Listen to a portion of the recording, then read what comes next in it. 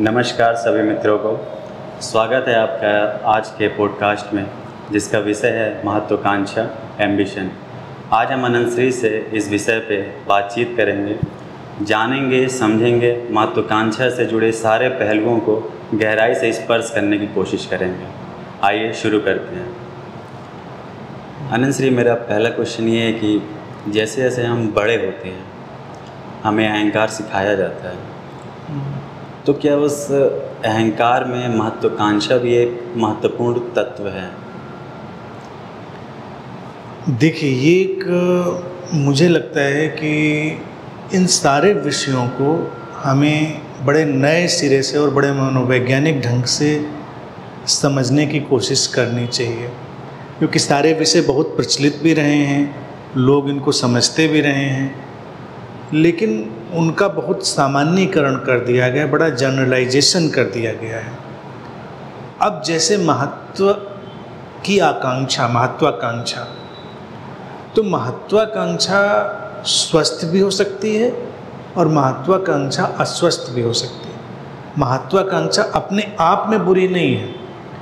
कोई भी प्राणी जब पैदा हुआ है तो वो अपने जीवन के मूलभूत लक्ष्य, जीवन की संभावना, जीवन का अर्थ और जीवन का जो भी सुंदरतम है उधर जाने के लिए चेष्टा करता ही है।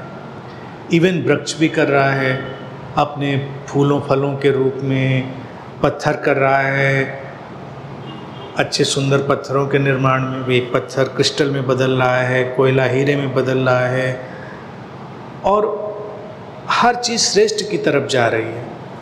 तो ये जो श्रेष्ठ की तरफ जाने की नैसर्गिक नेचुरल प्रवृत्ति व्यक्ति के अंदर है, इसी को मानवीय मन ने, ह्यूमन माइंड ने अनुवादित किया महत्वाकांक्षा के रूप में। लेकिन दुर्घटना क्या हुई कि वो नैसर्गिक महत्व की जो आकांक्षा है उसको समझने के बजाय उसने उसके ऊपर अपने कल्पित, अपने द्वारा डिजाइन किए गए महत्वों को आरोपित किया। दुर्घटना वहाँ पर होती है जब हम समझते हैं कि ये बहुत महत्व की चीज़ है और हमको इधर जाना है, तो वो समस्या खड़ी कर। अनंत श्री, जैसे आपने महत्वाकांक्षा को समझाया, तो अगर इसको आप सरल शब्दों में लोगों के सामने रखना चाहते हैं कि महत्वाकांक्षा क्या है, तो आप कैसे रखना चाहेंगे? जैसे कि आपने अपने लाइव सेशन में, गीता में आपने कहा था कि जीवन के महत्व की आकांक्षा महत्वाकांक्षा है। देखिए, मैं इसको ये ऐसे रखना चाहूँगा कि कोई भी व्यक्ति हो, और चाहे वो बच्चा घर में आया हो, तो उसको जीवन उसके अनुसार उसको जीवन के श्रेष्ठ की तरफ बढ़ने दीजिए। और वो उसका श्रेष्ठ क्या होगा? जिसमें वो सबसे ज़्यादा प्रसन्न होगा, जिसमें वो सबसे ज़्यादा अच्छा अनुभव कर रहा होगा, जिसको वो एंजॉय कर रहा होगा, जिसमें वो बिल्कुल भी विचलित, व्यथित और द्वंद्व में नहीं होगा, तो वो उसके महत्व की आकांक्षा होगी। अन्यथा हम उसको बताएंगे कि तुमको आईएएस बनना है, तुमको डॉक्टर बनना है, तुमको इंजीनियर बनना है, तुमको बिजनेसमैन बनना है, पॉलिटिशियन बनना, उसके अंदर से नहीं आ रहा है, तो वो उसको एंजॉय नहीं कर पाएगा, प्रसन्न नहीं हो पाएगा।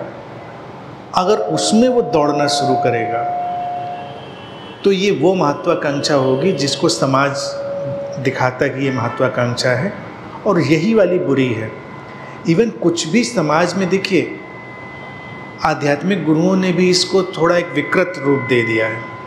विकृत रूप ये दे दिया है कि वो कहेंगे कि कोई ध्यान में डूब रहा है, कोई बड़ी आध्यात्मिक बातें कर रहा है, तो वही शायद सही दिशा में है, और कोई राजनेता बनना चाह रहा है, कोई व्यवसाय करना चाह रहा है, कोई कुछ भी करना चाह रहा है, तो वो लगता है कि ये बुरा है, ये गलत रास्ते पे जा रहा है। तो इसीलिए वो लोग कहेंगे वो महत्वाकांक्षा बुरी है। मैं इसको थोड़ा व्यापक दृष्टिकोण से और बड़े ही देखा जाए एक्सपेंडेड फलक से देखना चाहूँगा। किसी के भीतर नैसर्गिक राजनेता बनने की भी अभिप्सा हो सकती है, क्योंकि जीवन में उसकी भी भूमिका है। कोई कुक होना चाह सकता है, क्योंकि जीवन में कुक की भी आवश्यकता है। जीवन में सारे भूमिकाओं की, सारी चीज़ों की आवश्यकता है। तो नैसर्गिक किसी के अंदर से कुछ भी आ सकता है, किसी को एक्टर की, गायक की, बहुत सारी चीज़ें उभर सकती हैं। और जैसे कविता लिखना, नृत्य करना, इसकी तारीफ सब लोग करेंगे, आध्यात्मिक लोग भी करेंगे। सृजनात्मक तो कविता लिखो, नृत्य करो, तो सारे लोग लगता है कि जो नृत्य कर रहे हैं वही आध्यात्मिक हैं, झूम रहे हैं, गा रहे हैं। मेरा देखना है कि कभी कभी धन अर्जन भी एक कविता की तरह होता है। सबको वो गुण वो नहीं आता, जैसे सब वो तुक नहीं बिठा सकते, वो काफिया नहीं मिला सकते, ऐसे हर कोई व्यवसाय भी नहीं कर सकता, और हर कोई गीत नहीं गा सकता, हर कोई राजनीति नहीं कर सकता। तो सबकी भूमिका अगर उसके अंदर से आ रहा है और वो उसमें बड़ा सेटल्ड, आनंदित अनुभव कर रहा है, तो उसको उधर जाने देना चाहिए, वो उसके महत्व की आकांक्षा हो सकती है। आपने तो एकदम एम्बिशन की एक नई परिभाषा हमारे सामने रख दी। ऐसा लग रहा है जैसे पुराने हम लोग जो महत्वाकांक्षा की बात करते, वो एक स्यूडो एम्बिशन हो गया है। जैसे हम लोग को पता नहीं होता है कि हम क्या हमें करना है, तो हमारे बिलीफ सिस्टम, हमारे घर के जो बड़े होते हैं, हम उनको देख के कुछ एम्बिशन बनाते हैं, या समाज में हम देखते हैं कि लोग किस तरफ ज़्यादा बढ़ रहे हैं, लोग किस तरफ ज़्यादा पैसे कमा सकते हैं, वो एक एम्बिशन डेवलप करते हैं। मुझे लगता है ये एक स्यूडो एम्बिशन हो गया है। स्यूडो एम्बिशन है अभी देखिए मोटे तौर से, और ये भी देखिए बदलता जा रहा है। जो देश गरीब हैं, जो परिवेश और समाज गरीब हैं, उनके लिए धन अर्जन ही शायद सबसे बड़ी महत्वाकांक्षा और सबसे बड़ी सफलता भी वही है। नौकरी भी करते हैं तो उसमें पैकेज ही सबसे बड़ा महत्व का उनका रोल रहता है, कितना बड़ा पैकेज है। वो व्यवसाय भी करते हैं तो भी टर्नओवर उनका कितना है, ये सब से आकलन किया जाता है। और यहाँ तक कि अगर वो कलाकार बन जाएं तो फीस कितनी लेते हैं। गायक हैं, 500 रुपये में गाते हो कि 5 लाख में गाते हो, तो 5 लाख वाली फीस में गाते हो तो अच्छे गायक हो गए, 500 में गाते हो तो हो सकता है ऐसे ही सस्ते गायक हो गए। तो मुझे लगता है कि ये जो धन पर आधारित महत्वाकांक्षा का, तो वो बुरा है। धन को हमें उपयोगी तत्व मानना चाहिए कि धन एक उपयोगी एलिमेंट है, लेकिन उसके अलावा भी बहुत कुछ है जो हमको खुशी देता है। धन का मूल्य मैं बस इतना समझता हूँ, लुब्रिकेशन की तरह, गाड़ी में पड़े हुए पेट्रोल की तरह, तो उतना तो चाहिए। अब लेकिन अगर खाली पेट्रोल हो और हमारे पास कार ना हो तो हम पेट्रोल का क्या करेंगे। तो पेट्रोल के पहले कार चाहिए। तो जीवन में और भी बहुत कुछ चाहिए जिसमें हम धन के माध्यम से उस व्यवस्था को निर्मित कर सकें। धन आधारित नहीं होना चाहिए। अब मान लो कोई व्यक्ति है, व्यवसाय की ही बात करें, उसको कोई खास चीज़ क्रिएट करने में अच्छा लग रहा है, हो सकता है उसका टर्नओवर कम हो, लेकिन उसका जो अपना स्वास्थ्य होगा मानसिक और उसकी शांति होगी, वो उसकी गुणवत्ता को बढ़ा देगी। और कालांतर में ये भी हो सकता है कोई बड़ी सफलता के नए आयाम रच दे, क्योंकि वो अपनी खुशी से कर रहा था। कोई भी चीज़ हो, उसमें उसको यही देखना चाहिए कि ये हमको सबसे ज़्यादा खुशी दे रही है कि नहीं दे रही है। ये मूल चीज़ होनी चाहिए। अब देखिए इसका उलट देखिए, जिन देशों में अब समृद्धि आ गई है, जिन देशों में अब धन प्रचुर मात्रा में है, तो वहाँ लोग अपना व्यक्तिगत पैशन भी ढूंढने की तरफ जा रहे हैं कि हमको जो करना है वो करें। जिन मुल्कों में गरीबी, उनको लगता है तुम पहले पैसा कमाने का काम करो, बाकी बात बाद में करना। लेकिन अगर इसको स्वस्थ दृष्टि से देखा जाए कि पैसा तो व्यक्ति बना ही लेगा अगर वो अपने दिल के साथ, अपने अंतर्मन की आवाज़ के साथ चलेगा। अच्छा नंसरी, जो व्यक्ति इच्छा रखता है, क्या वही इच्छा ही बाद में महत्वाकांक्षा बनती है, या इच्छा और महत्वाकांक्षा में कुछ अलग है, मतलब कुछ डिफरेंस है? देखिए, इच्छा तो एक बहुत बड़ा फलक है।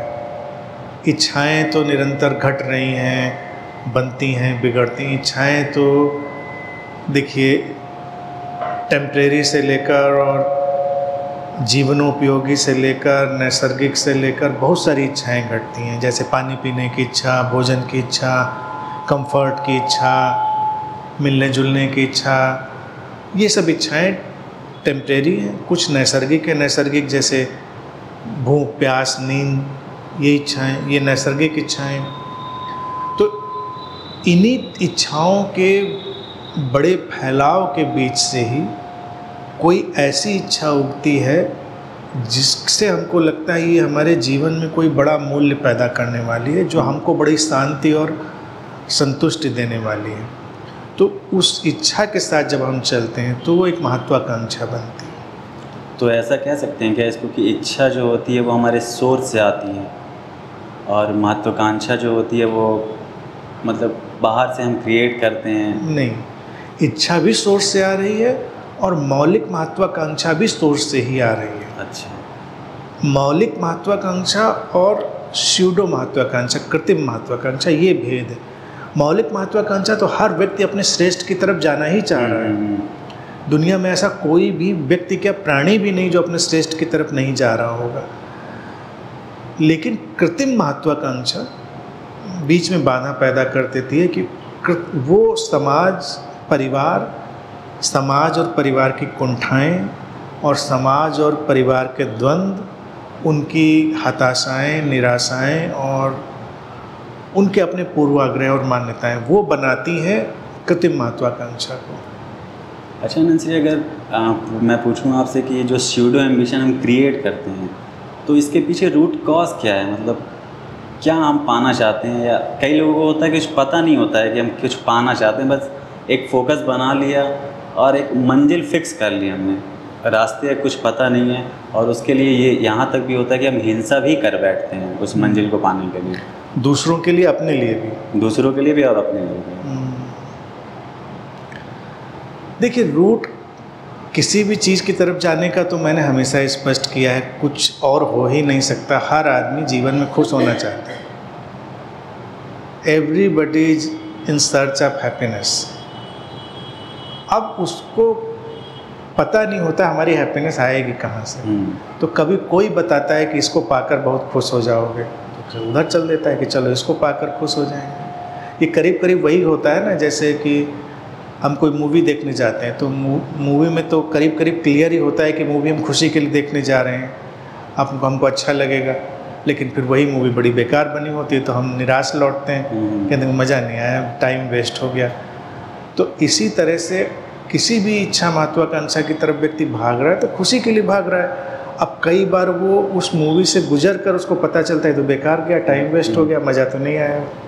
ये चीज़ जैसे कि एम्बिशन या महत्वाकांक्षा की बात हो रही है, तो ये तो अच्छा है और जीवन को चलाने के लिए उपयोगी भी है, जैसे कि आप बताएं। इसी में सर एक बार कभी ये जुड़ जाता है कि ओवर एम्बिशन, और ओवर एम्बिशन कहते हैं कि बहुत घातक है और बहुत बड़े बड़े विध्वंस उसी ओवर एम्बिशन के तहत हो गए। तो ये बॉर्डर लाइन कैसे तय होती है और इससे कैसे बचा रहे व्यक्ति, ये इसकी तरह से? देखिए, समस्या जो बात पूछी गई, अति महत्वाकांक्षा, ओवर एम्बिशन, समस्या वहीं पर आती है। और इसको पहचाने कैसे कि ओवर एम्बिशन, जब व्यक्ति का जीना अवरुद्ध होने लगे, जब दैनिक जीवन में वो जो हमारे चारों मूल तत्व हैं इनसे दूर होने लगे, प्रेम, शांति, प्रसन्नता और समस्वरता से भाग रहा है, और एक भविष्य की परिकल्पना में जीने लगे कि कल कुछ हम जब यहाँ तक पहुँच जाएंगे तब अच्छा अनुभव करेंगे, अभी अच्छा अनुभव करने की ज़रूरत नहीं है। महत्वाकांक्षा प्रतिपल, प्रतिदिन और हर पड़ाव पर अच्छा अनुभव करती है, अगर स्वस्थ नैसर्गिक महत्वाकांक्षा। अति महत्वाकांक्षा को हम स्यूडो महत्वाकांक्षा के भाई बंधु के रूप में ही देख सकते हैं, क्योंकि वो कब एडिक्शन में बदल जाएगी किसी को नहीं पता। अति महत्वाकांक्षा के जो परिदृश्य को समझने के लिए एक बड़ी प्यारी सी कहानी मुझे वो अच्छी लगती है, मैंने पहले भी कई बार सुनाई है, उसको ध्यान में रखना चाहिए। कहते हैं एक कौवा था, तो देखता था लोगों को ऐसे चुगते हुए, खाते पीते हुए।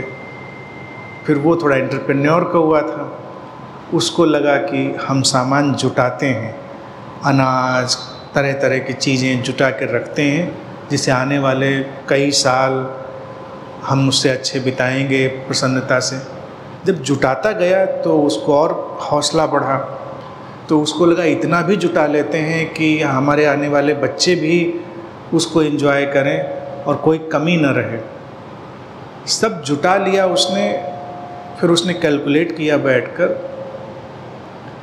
तो उसको लगा कि 2-4 दिन कम पड़ सकते हैं अगर इतना जो हमने जुटाया है, ये अनाज खाना पानी 2-4 दिन इसमें कम पड़ सकते हैं, उसकी ज़रूरत है। तो भूसा भी था, तो उसने सोचा कि चलो बाद में भूसा खाएंगे, इससे अच्छा पहले ही भूसा खा लेते हैं। तो उसने वो 2-4 दिन के कोटे वाला भूसा खाया, भूसा उसे गले में फंस गया और मर गया। तो जो अति महत्वाकांक्षा है उसमें लोग क्या है ना, भविष्य में तो कुछ अच्छा एंजॉय करना चाह रहे होते हैं और वर्तमान में भूसा खा के मरने की कोशिश कर रहे होते हैं। तो जब वर्तमान में कोई भूसा खाने लगे, यानी भूसा का मतलब वेस्ट ऑफ टाइम, यूजलेस चीज़ें, संबंधों में बिखराव, शरीर और मन में तनाव बिखराव, तो इसका मतलब अब ये किसी बड़ी काल्पनिक चीज़ का शिकार हो गया है। बाकी कौवे की पीढ़ियों में पीढ़ी दर पीढ़ी वो खाते पीते ही चले आ रहे थे, कोई समस्या नहीं थी। इसने एक नई समस्या बना ली।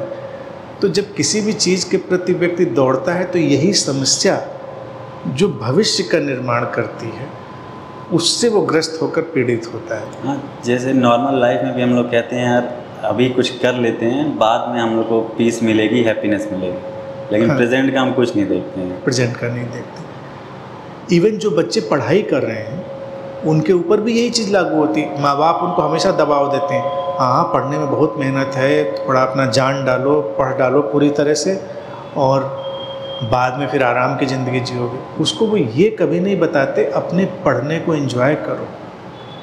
पढ़ाई भी कोई सज़ा नहीं है, पढ़ने को भी एंजॉय किया जा सकता है, खुशी से पढ़ा जा सकता है। ज्ञान अर्जित करना भी एक कौशल है, खुशी का विषय है। तो उसको ये भी कह सकते हैं कि ये भी एक खुशी का विषय है। कितना अच्छा है कि तुम जैसे थे अब वैसे नहीं हो रहे हो, इतनी नई चीज़ें पता चल रही हैं। और फिर उसमें भी मुझे लगता है कि थोड़ा सा पोर्शन उस दिन को एंजॉय करने का उसके पास होना चाहिए। आज जितने बच्चों में देखिए महत्वाकांक्षा, आत्महत्या और नशे के शिकार सब हो रहे हैं, क्यों? क्योंकि वो दैनिक जीवन में उसको एंजॉय नहीं कर रहे।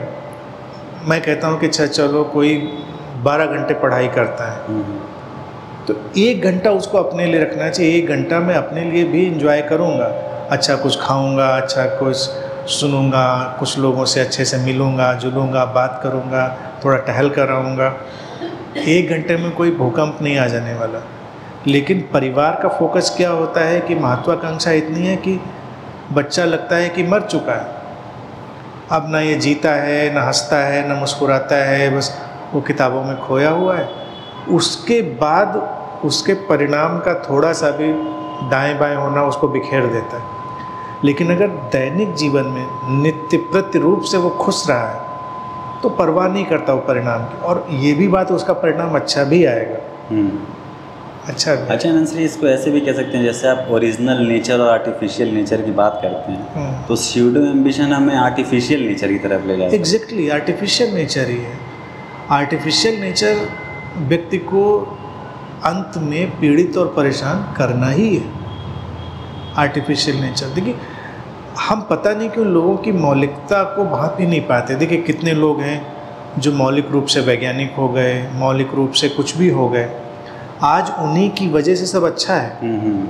लेकिन पीछे आने वाले लोग देखते हैं कि हमको वैज्ञानिक होना चाहिए। जब जिस चीज़ का चलन बढ़ जाए समाज में, अभी जैसे एक उदाहरण के लिए देखिए, गीत संगीत बड़ी अच्छी बात है, गीत संगीत तो हम लोग एंजॉय करते हैं, एंटरटेनमेंट है।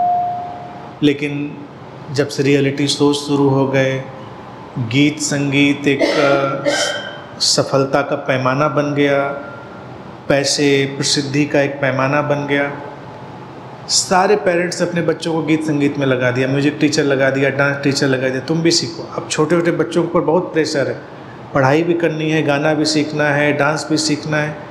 अब ये स्यूडो नेचर की तरफ जा रहे हैं, बच्चे के अंदर से नहीं आ रहा। और अगर वो बहुत, चूँकि मनुष्य देखिए बहुत कैपेबल प्राणी है, यहाँ पर हम उसको जैसे भी ढालना चाहें वो ढल सकता है।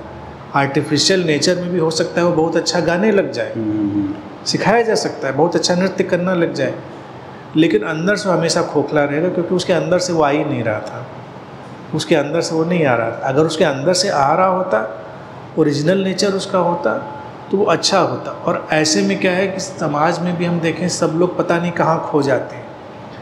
यही लोग, जब कोई लोग पूछता है कि ये क्यों नशा करते हैं, क्यों शराब पीते हैं, क्यों इतने फ्रस्ट्रेशन में रहते हैं, क्योंकि अगर उनके अंदर से आ रहा होता तो वो उनका एक नशा होता। जैसे जे कृष्णमूर्ति से एक बार किसी ने पूछा इंटरव्यू में, तो उन्होंने बहुत अच्छा जवाब दिया। उन्होंने कहा I am intoxicated with godliness, यानी जो भगवत्ता है मैं उससे इंटॉक्सिकेटेड हूँ, नशे में हूँ।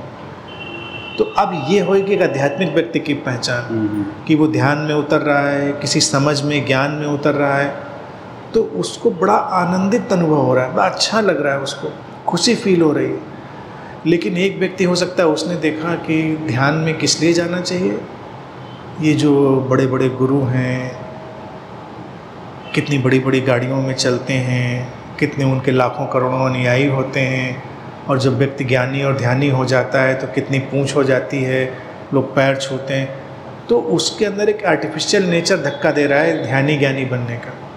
तो इसीलिए मैं अक्सर ये मजाक में कहता हूँ, हर ध्यानी जल्दी गुरु बनने की कोशिश कर रहा होता है। उसको ध्यानी होकर मज़ा नहीं है, वो जल्दी ही प्रवचन देना चाहता है जिससे वो इन्जॉयमेंट तो हो। फिर चाहे वो कोई लोग साल 2 साल प्रवचन दे लेते हैं, फिर देखते हैं ना उतने शिष्य आ रहे हैं, ना वो सब वैभव आ रहा है, तो वो फ्रस्ट्रेट होने लगते हैं। लेकिन इस समय ऐसा चल भी रहा है कि लोग अध्यात्म की तरफ ज़्यादा युवा बढ़ रही है, तो क्या इसके पीछे एक ये भी कारण है कि स्यूडो एम्बिशन है लोगों को? स्यूडो एम्बिशन है। अध्यात्म आज के समय में अध्यात्म एक कैरियर बन गया है, वो उसको कैरियर की तरह देख रहे हैं। अध्यात्म उनकी मौलिक आकांक्षा की तरह नहीं है कि वो मौलिक रूप से किसी खिलावट में जा रहे हैं। एम्बिशन है। जितना देखिए कथावाचक वर्ग है, वो फैक्ट्री लाइन पे ट्रेनिंग होती है क्योंकि उसकी उनकी फीसेज है। फिर जो टिपिकल गुरु वाला है जो ध्यान सिखाते हैं, प्रवचन देते हैं, उसकी भी प्रॉपर ट्रेनिंग है, टिपिकल चीज़ें हैं, तो वहाँ भी सब वैसे ही जा रहे हैं। तो एक कैरियर का रूप ले चुका है, तो इसलिए उसमें थोड़ी कुरूपता भी अच्छा, क्या एक स्पिरिचुअल मास्टर है वो भी बहुत एम्बिशियस हो सकता है? अगर एम्बिशियस है तो क्या उसका शिकार जो उनके पास आ रहे हैं, जो लोग खिलावट एक चाहते हैं, वो भी उसका शिकार ही तो बनते हैं ना? बिल्कुल बिल्कुल, शिकार तो बन ही जाएंगे वो। देखिए, अस्तित्वगत गुरु जिसको मैं कहता हूँ, एक होता है अस्तित्वगत गुरु, एक होता है क्रिएटेड क्राफ्टेड बाजार का गुरु। अस्तित्वगत गुरु किसी भी महत्वाकांक्षा में नहीं, हम उसको देखेंगे तो बहुत ही आकर्षक दिखाई देगा, लेकिन चूंकि वो किसी महत्वाकांक्षा में नहीं तो उसका कोई दबाव नहीं होगा। दबाव वो लोग डालते हैं जिनको लगता है कि हमने कुछ विशेष अर्जित कर लिया है, और हम देखिए, मैं क्यों चाहूँ कि कोई मेरी तरह से सोचे, मेरी तरह से रहे, वो इसीलिए क्योंकि दूसरों को देखकर मुझे भी भरोसा आता है। अगर मेरे लाखों अनुयायी मेरी तरह से जीते हैं, मेरी तरह से बात करते हैं, और मज़ा तो और भी तब है जब मेरी तरह से कपड़े भी पहनने लगते हैं, तो देख के बड़ा भरोसा आता है कि सही समझा होगा हमने। अब गलत समझा होता तो ये लाखों लोग हमको कैसे मान रहे होते, सही समझा। तो ऐसे गुरुओं से मेरा इनकाउंटर होता रहा है, जिनकी अपनी प्रसिद्धि है, महत्व का उन्होंने भूमिका बना ली है, लेकिन अंदर अंदर वो कंफ्यूज हैं, उनको समझ में नहीं रहा है कि जो जा रहा है ये ठीक है कि नहीं। इस चीज़ में मैं समझता हूँ, इस बात को थोड़ा सा लंबा करके बताना चाहूँगा, वो ज़्यादा अच्छा होगा। इसमें सबसे बड़ा जो नुकसान हुआ, मतलब नुकसान हो गया, इंटेंशनल नहीं था, वो बुद्ध के आने से हुआ। बुद्ध की उपस्थिति इतनी प्रखर, इतनी प्रचंड, इतनी आकर्षक थी कि अछूता कोई रहा नहीं उससे। बड़े बड़े राजा और स्वयं वो राजघराने से, तो वो उनको बेनिफिट मिल रहा था, और इतना ऑनेस्ट और ये सब, उनका रहा। तो इतनी उनकी ये जो प्रसिद्धि और उनके ज्ञान का फैलाव हुआ, उसकी वजह से जो पीछे लोग आए उन्होंने बुद्ध जैसा होने की कोशिश करी। बुद्ध ने कभी वो होने की कोशिश नहीं करी कि उनको इतना देश दुनिया में प्रसिद्ध होना था। वो तो उनकी बात का आकर्षण था, उनकी उपस्थिति का आकर्षण था कि वैसा होता चला गया। वो तो चुपचाप अपनी बात कहते हुए चले जा रहे थे, कोई दबाव नहीं था। उस आकर्षण को देख के भी लोग एक एम्बिशन बना लेते हैं। एम्बिशन बना लेते हैं। इसीलिए मैं हमेशा एक बात कहता हूँ कि आध्यात्मिक परिदृश्य में जो जुमला चला है, टर्मिनोलॉजी चली है, सबको बुद्ध होना है। क्योंकि बुद्ध क्यों होना है, रैदास क्यों नहीं होना है? अब कबीर भी थोड़े सेलिब्रिटी हैं तो कबीर की बात उतनी नहीं चलेगी। रैदास चूँकि जूते बनाते थे तो रैदास किसी को नहीं होना है। या कोई और ऐसा नाम ले आइए जो बुद्ध तो है लेकिन उतना प्रसिद्ध नहीं है। हम तो बुद्ध के समय के ही 6 लोगों के नाम ले देते हैं। मखली गोसाल है, संजय बलिठीपुत्र है, अजित केश कंबल है, और भी कई सब हैं। तो वैसा कोई क्यों नहीं होना चाहता? आज तक कभी नहीं सुना कि मैं भी अजित केश कंबल होना चाहता हूँ, मैं भी पूर्ण काश्यप होना चाहता हूँ। मैं बुद्ध होना चाहता हूँ क्योंकि बुद्ध में चमक है। बुद्ध एक बहुत बड़ा शॉपिंग मॉल है जहाँ बहुत चीज़ें अवेलेबल हैं। बाकी उसको लगता है अच्छा ऐसा हो भी गए तो मिलेगा क्या हमको? ये दुर्घटना है।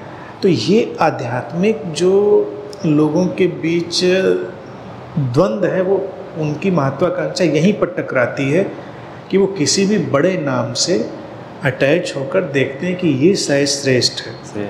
जबकि मैं हमेशा इस बात को हाईलाइट करता हूँ, घर में एक हाउसवाइफ बुद्ध हो सकती है, एक दुकान पे बैठने वाला व्यक्ति बुद्ध हो सकता है, एक खिलाड़ी बुद्ध हो सकता है, एक वैज्ञानिक बुद्ध हो सकता है, एक सिंपल कुछ भी न करने वाला आराम से बैठे रहने वाला व्यक्ति बुद्ध हो सकता है, कोई भी हो सकता है।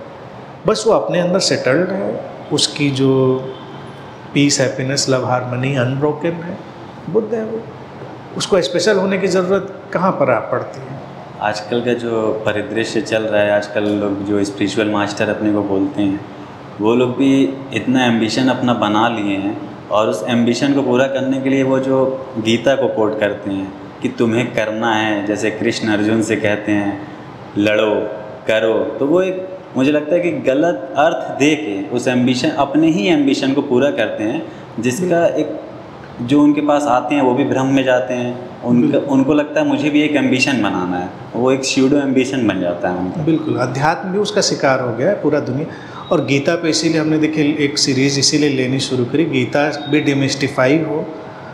गीता भी सबसे ज़्यादा misused, much used and misused पुस्तक है इस दुनिया में।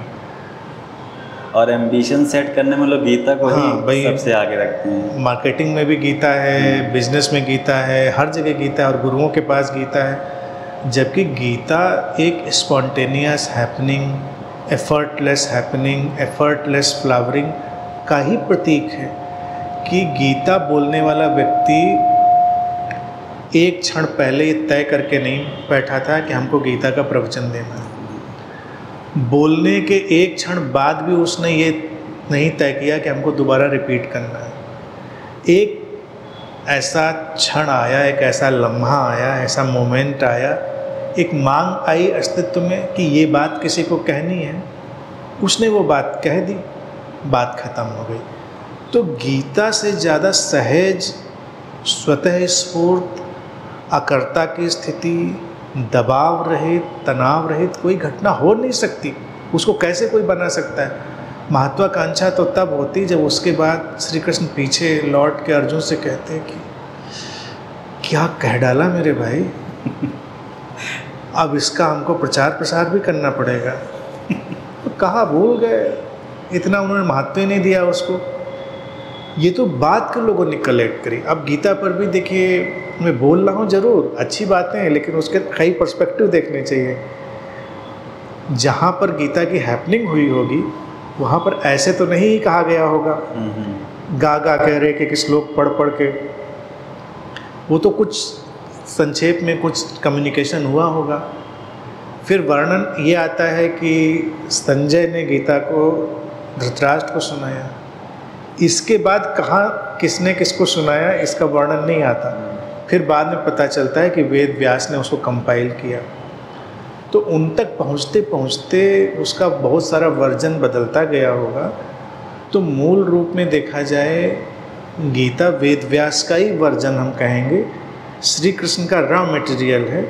उस रॉ मटेरियल को फिर जो वेद व्यास जैसे विद्वान, फिलोसफर, पोएट उनके पास पहुंचा होगा तो उन्होंने उसको पोएट्री में, ज़्यादा फिलॉसफी में, ज़्यादा उसमें उन्होंने कन्वर्ट किया होगा। श्री कृष्ण ने ऐसे थोड़े कहा होगा, और श्री कृष्ण ने उसको इतना महत्व भी नहीं दिया कह के। उनका उद्देश्य क्षणिक था, तात्कालिक था, वो पूरा हो गया। तो श्री कृष्ण और गीता का जो देखा जाए चंद शब्दों में मर्म यही है कि सहज रहो, सचेतन रहो, जीवन जिस क्षण जो लाए उसका पूरा का पूरा प्रत्युत्तर दो, बात खत्म। अच्छा नंसरी, आजकल जैसे लोग एक खुद को रिकॉग्नाइज कराना चाहते हैं, खुद को रिकॉग्निशन देना चाहते हैं, तो जब भी जैसे मुझे लगता है कि एम्बिशन जो सेट करते हैं वो खुद को रिकॉग्नाइज करने के लिए करते हैं। अगर उसको हर फील्ड में देखा, जैसे एजुकेशन के फील्ड में देखा जाए या स्पिरिचुअल वर्ल्ड में देखा जाए, किसी में भी लोग एक एम्बिशन देते हैं। अगर उनके जीवन में एम्बिशन ना हो तो उनको लगता है कि मेरा जीवन ही खत्म हो गया, मेरा जीवन है ही नहीं। इस चीज़ के पीछे एक थोड़ी दूसरी चीज़ है, ये है खालीपन का परिणाम, और ये है प्रेम का अभाव, lack of love. Lack of love जब है, प्रेम का अभाव है, तो व्यक्ति कोई काल्पनिक अर्थ ढूंढता है।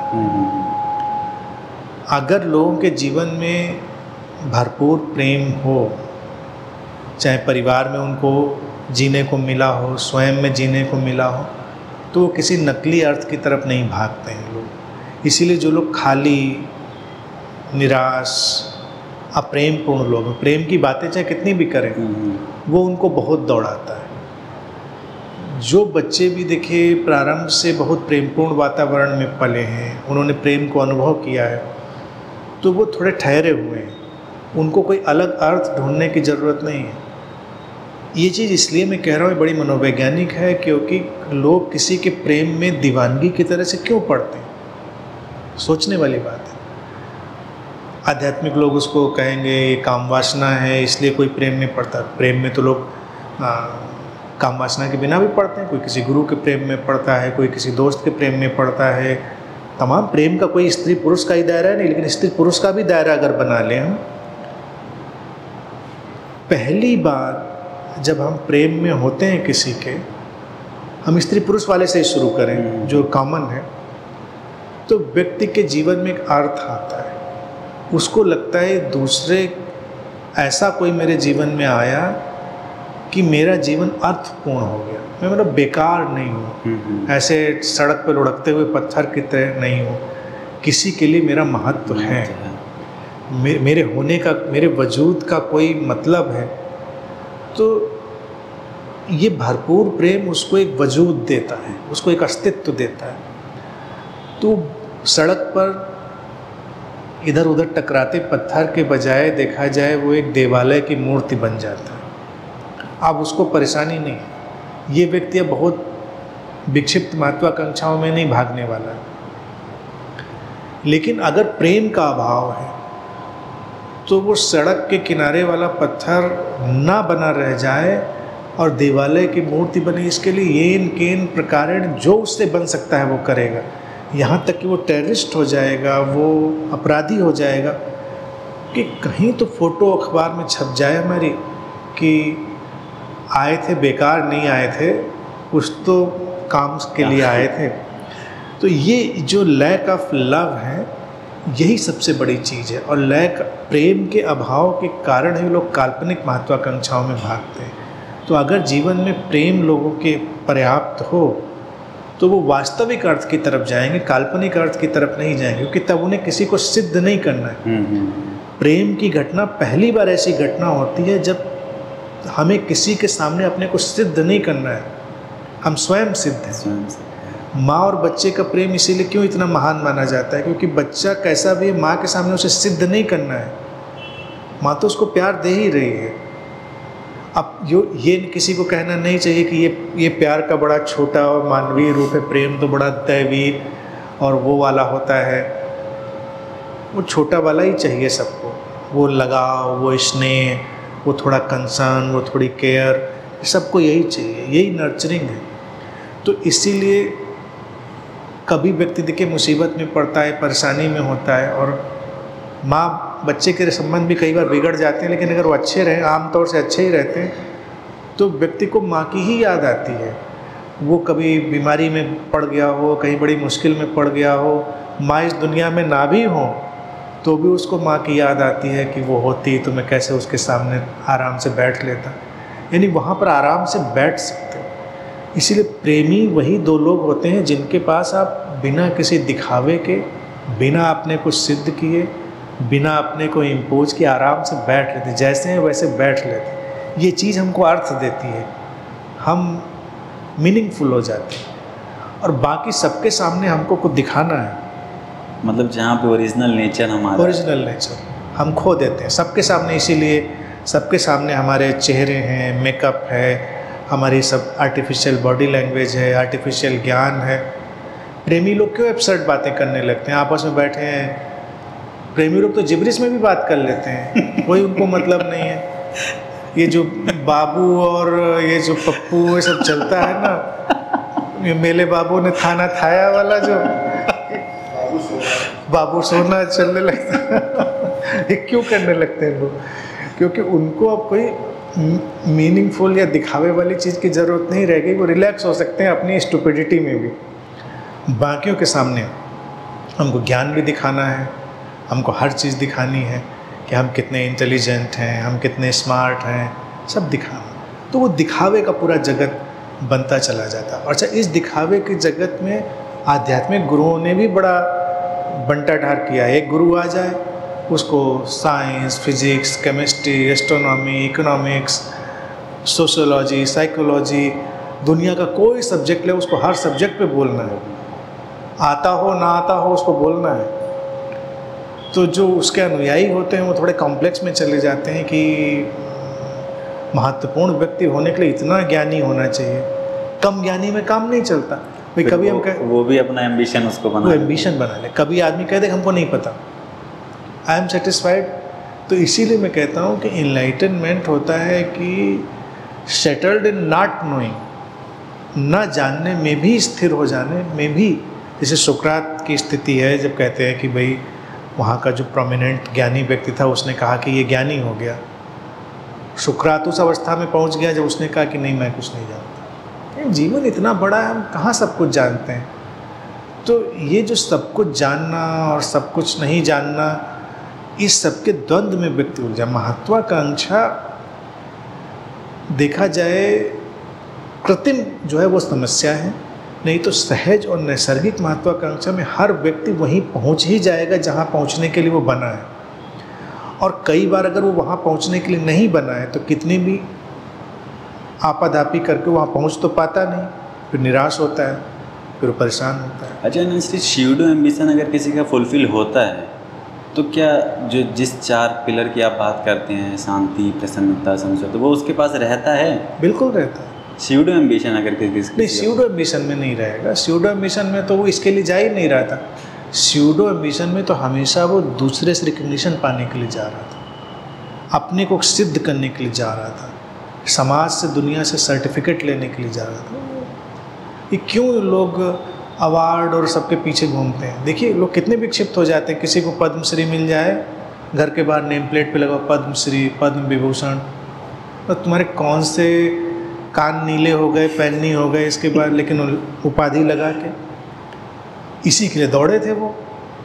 भारत रत्न मिल जाए, नोबेल प्राइज़ मिल जाए हमको, सब इसी के लिए दौड़ रहे हैं। बाहर से सर्टिफिकेट चाहिए। स्यूडो एम्बिशन में बाहर से सर्टिफिकेट चाहिए, और रियल एम्बिशन में किसी का सर्टिफिकेट नहीं चाहिए। हमने कर लिया अपना काम, मुझे पता है हमने कर लिया अच्छे से, हम सेटिस्फाइड हैं, हम आपके सर्टिफिकेट की परवाह ही नहीं करते। मान लो हमने एक कविता लिखी और कल को आकर हमको, जैसे भारत में है तुमको ज्ञानपीठ मिल रहा है, इंटरनेशनली चले जाएं हमको नोबेल मिल रहा है, क्या तभी वो महत्व की होगी कि हमने अच्छा लिखा तो हमको पता चलेगा? क्या तभी होगा? हमने अच्छा लिखा तो हम सेटिस्फाइड हैं, हम खुश हैं।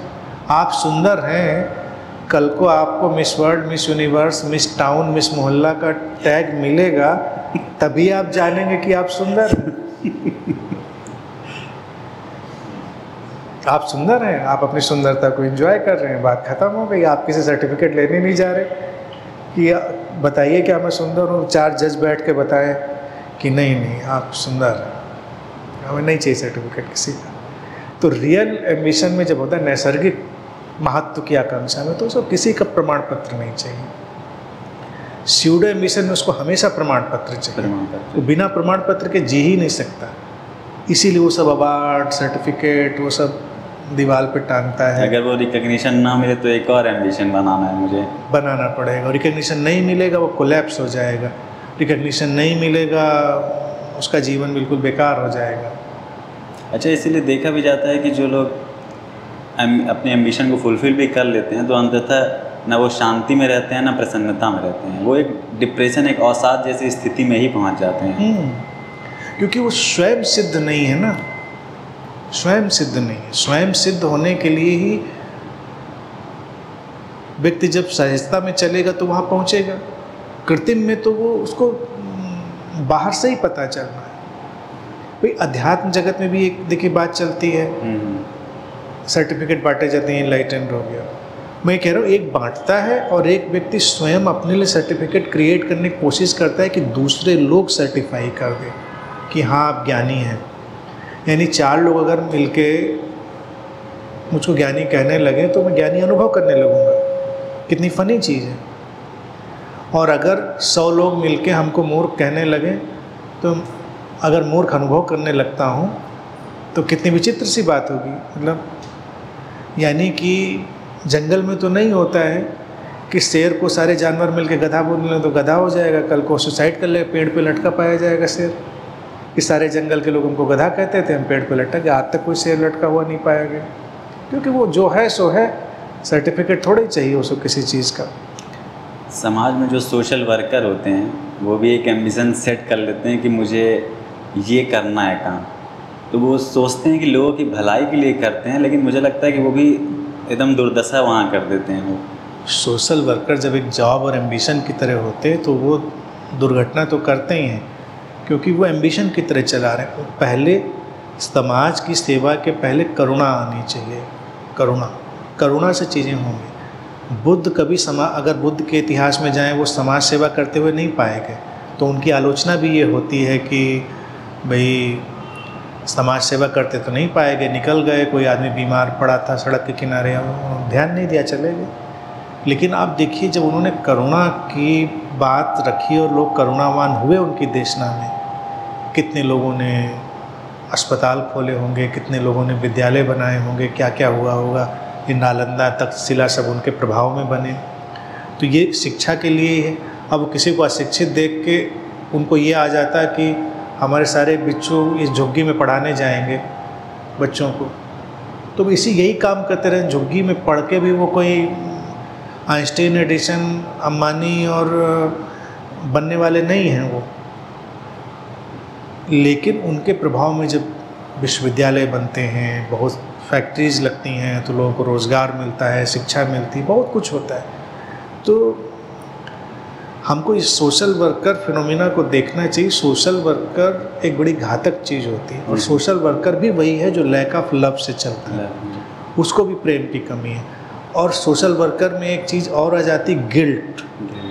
जैसे किसी ने बहुत ऐसा पैसा कमाया है जो गलत रास्तों से आया है, उचित रास्तों से नहीं आया है, तो वो ही बना लेता है कि चलो अब हम इतने भूखों को खाना खिलाएंगे, क्योंकि उसको अंदर से कचोटता है कि शायद हमने कईयों की रोटी छीन ली है और कईयों का कपड़ा छीन लिया है, तो सर्दियों में कंबल बांट के आएंगे। कंबल बांटने वाली बात को तो मैंने कितनी बार फ़नी देखा भी है, बताया भी है।